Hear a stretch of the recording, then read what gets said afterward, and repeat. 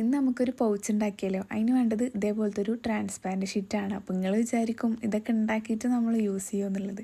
അപ്പോൾ ഇടയ്ക്ക് മാറ്റി പിടിക്കാൻ ഇതേപോലെയൊക്കെ ഒന്നുണ്ടാവണത് നല്ലതാണല്ലോ. എന്നിട്ട് നമ്മൾ ഇതേപോലെ ഒന്ന് മടക്കിയിട്ട് അതിൻ്റെ സൈഡ് ഇതേപോലെ സെല്ലോ ടൈപ്പ് വെച്ചിട്ടൊന്ന് ഒട്ടിച്ചു കൊടുക്കണം. അപ്പോൾ ഒട്ടിച്ചത് കറക്റ്റ് ആയോ എന്ന് അറിയാൻ വേണ്ടിയിട്ട് ഇതേപോലെ കൈയൊക്കെ ഒന്ന് ഇട്ട് വെക്കുക. അപ്പോൾ സംഭവം റെഡി ആയിട്ടുണ്ട്. എന്നിട്ട് ആ മോൾ ഭാഗം ഇതേപോലെ വി ഷേപ്പിലൊന്ന് കട്ട് ചെയ്ത് കൊടുക്കുക. ഈ പ്ലെയിൻ ആയിട്ട് മതി എന്നുണ്ടെങ്കിൽ ഏകദേശം ഇതോടെ തന്നെ പണി തീർത്താൽ മതി. പക്ഷെ കുറച്ചും കൂടി ഭംഗിയാക്കാൻ വേണ്ടിയിട്ട് ഇതേപോലത്തെ ടാപ്പ് വെച്ചിട്ട് സൈഡ്സ് ഒന്ന് ഒട്ടിച്ചു കൊടുക്കുന്നുണ്ട്. രണ്ട് സൈഡും അതേപോലെ തന്നെ പൗച്ച് അടക്കുന്ന ഭാഗത്തുള്ള അവിടെയും കൂടി ഇതേപോലെ ടാപ്പ് വെച്ചിട്ടൊന്ന് ഒട്ടിച്ചു കൊടുക്കുന്നുണ്ട്. പിന്നെ പൗച്ച് സെറ്റായിട്ടിരിക്കാൻ വേണ്ടിയിട്ട് ഇതേപോലെ ഡബിൾ സൈഡ് ടാപ്പ് എടുത്തിട്ട് അതൊന്നും ഇവിടെ ഒട്ടിച്ചു കൊടുത്തിട്ടുണ്ട്. ഇനി ഇത്ര മതി എന്നുണ്ടെങ്കിൽ ഇവിടെ വെച്ച് നിർത്താം. കയ്യിൽ ഇതുള്ളതുകൊണ്ടാവണം ഇതിങ്ങനെ ഒട്ടിക്കണം എന്ന് തോന്നുക. അപ്പോൾ കുറച്ച് സ്റ്റിക്കേഴ്സ് എടുത്തിട്ട് അതും കൂടി ഒട്ടിച്ചു കൊടുത്തിട്ടുണ്ട്.